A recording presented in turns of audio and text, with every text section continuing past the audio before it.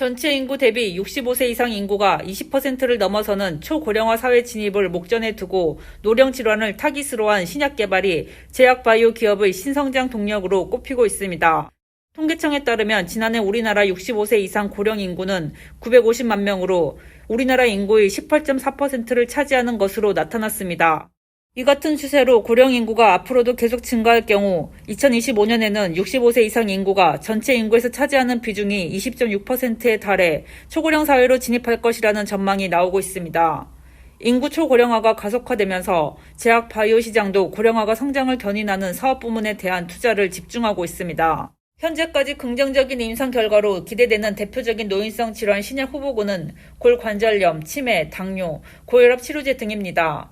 다만 인구 고령화에 따른 진료비 부담도 빠르게 증가하고 있는 추세로 건강보험 재정 악화에 따른 약가 규제가 제약산업의 성장에 발목을 잡을 수도 있다는 분석도 나오고 있습니다. 재정에 대한 악화 이런 부분들이 계속 지속적으로 제기가 되고 있습니다.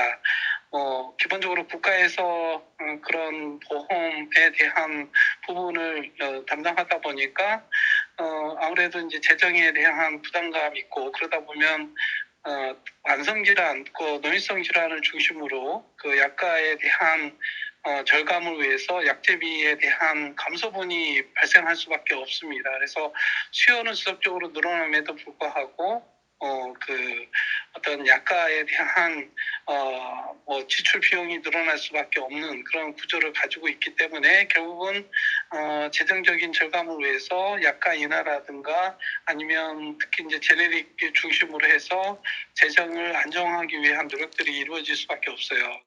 궁극적으로 초고령화 사회를 대비한 신약 개발 환경 개선과 지속 가능한 약제비 사후 관리 제도를 통해 치료 접근성을 확대하는 선순환 구조가 마련돼야 한다는 지적이 나오고 있습니다. 뉴스토마토 이혜연입니다.